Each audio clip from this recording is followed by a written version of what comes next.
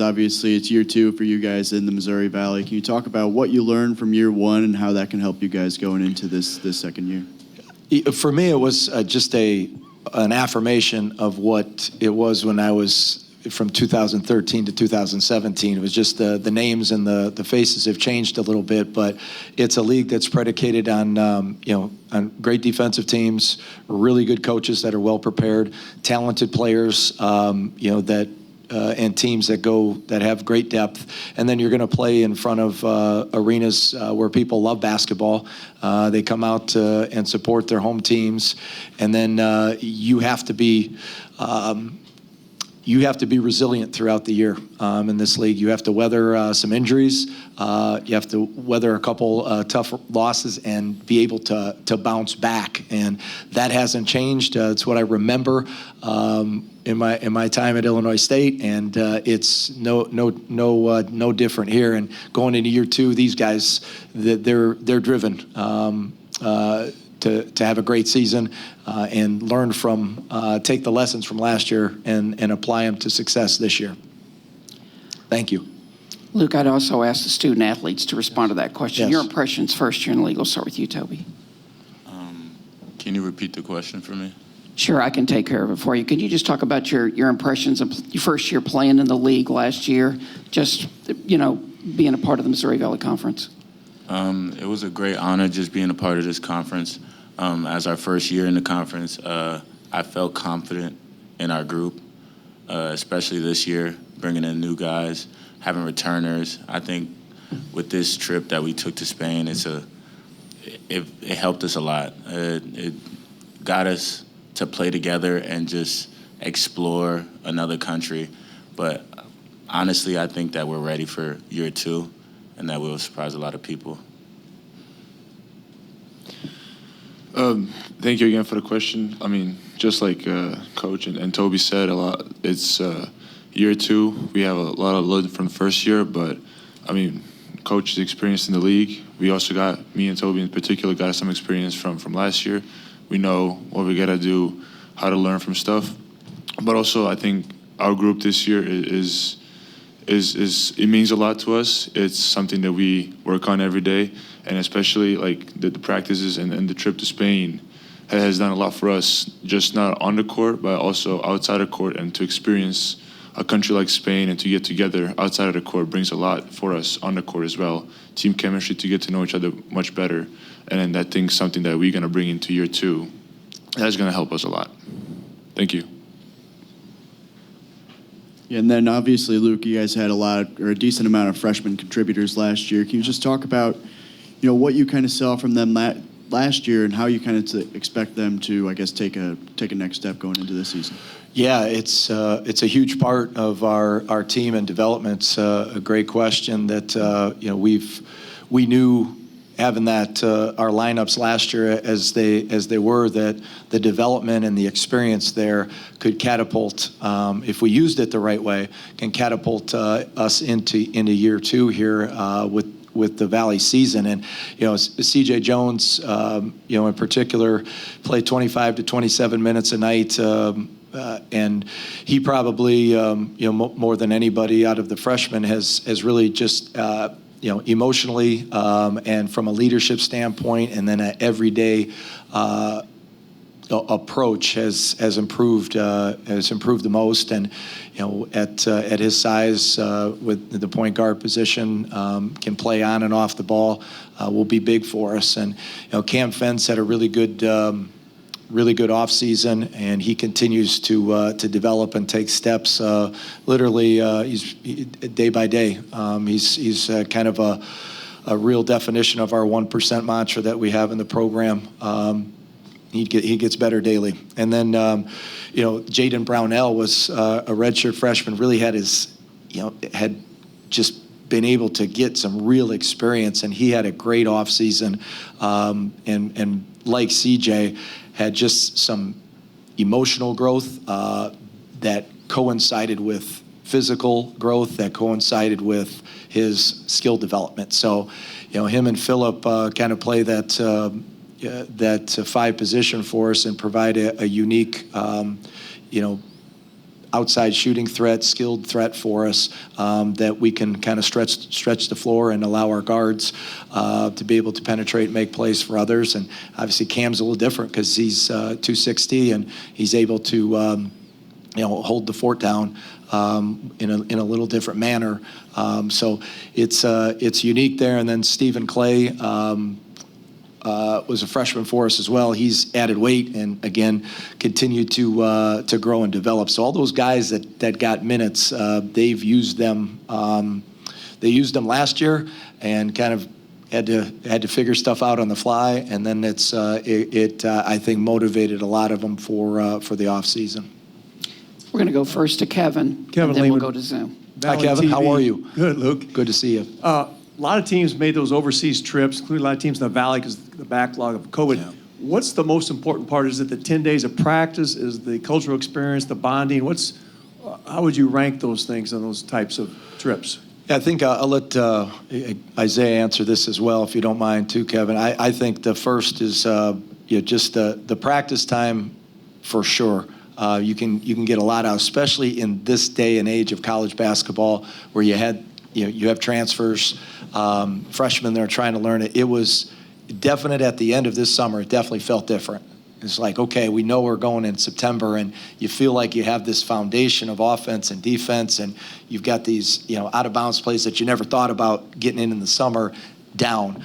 And then the chemistry part, I think they all three have said it, and I'll let Isaiah talk a little bit about this. But you can definitely, you can feel it that this team has experienced a foreign trip based upon relationships with each other, and then just the chemistry on the court, and then what we did overseas, having fun together in a very kind of relaxed basketball setting. But Zay, you want to have anything to that?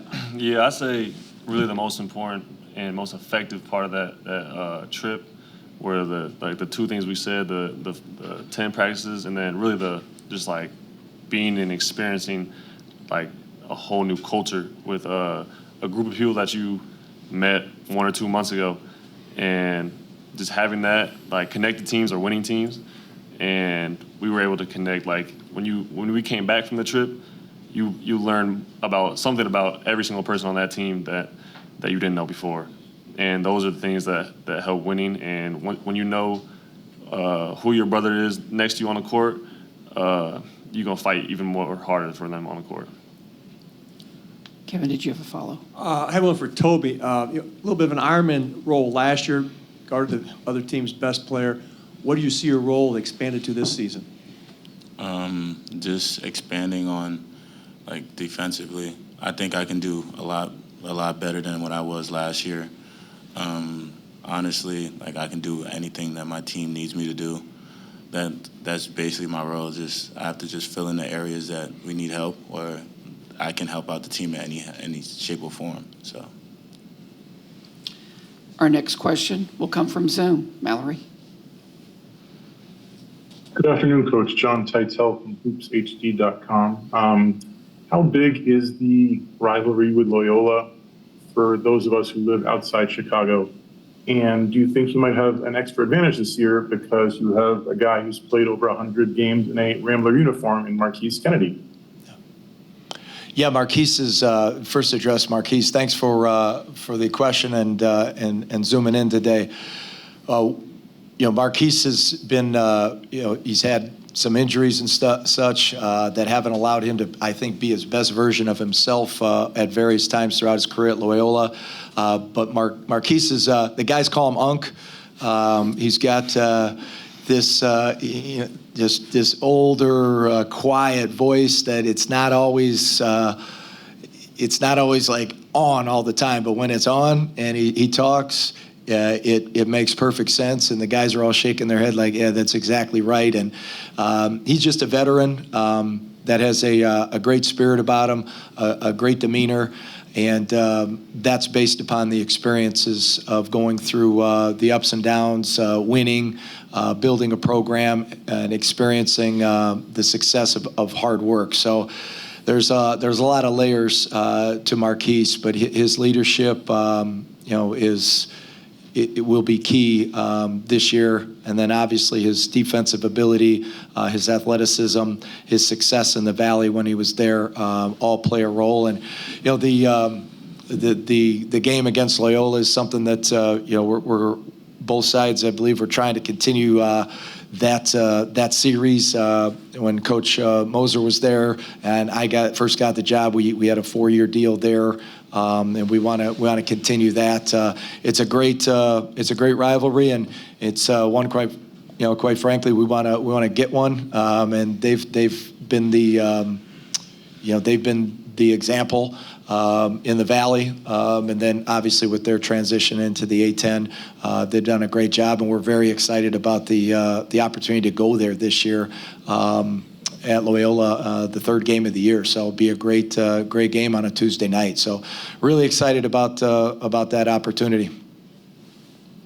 You guys obviously did lose a little bit of production in the transfer portal, guys like Jace Carter, of the Yes. other guys who have departed. How have you kind of gone about trying to replace that production? How have you kind of, I guess, seen that kind of come through so far? Well, I think again, appreciate you asking. I think as we constructed a roster, the main thing we wanted to address is just having depth at the guard position, and in this league, it helps immensely if you have versatile guys that can play on and off the ball, and then guys like Toby and Isaiah that can guard multiple positions. And as Toby said, being a versatile defender, kind of a do-it-all guy. So, for him. And for our roster construction, is just about putting the pieces around the guys we knew that are likely going to play a lot of minutes, and then being able to have guys around them to complement them. So we felt the depth at the guard position. We had CJ coming back, and Andrew King now from Houston Christian, Marquise Kennedy, Youssef Salih. Those guys all are going to have an opportunity to really contribute at that. At the guard position, and then again, just have multiple guys that have different skill sets. Like Isaiah's career going back to high school, he was a point guard, and he knows how to pass. And as I've said a couple times, if you had told me that Toby had 79 assists, last year going into the year, it's awesome. That's huge growth. So we have guys that can pass it, and now we have an unselfish team. And I think with the portal and again with our one freshman Nathan Ajakwu, who is perhaps our most athletic guy on the team, I think for all of them putting the team together, it's just trying to make sure that we complemented what we already had coming back, and then guys that are going to be here and build our culture and continue to maintain stability within the program in college basketball as it exists now. So it's a great question. Excited about our group coming in, and I know they're hungry. They're hungry to come in and play in this league and contribute to a winning season and hopefully a championship season. We have time for one more question.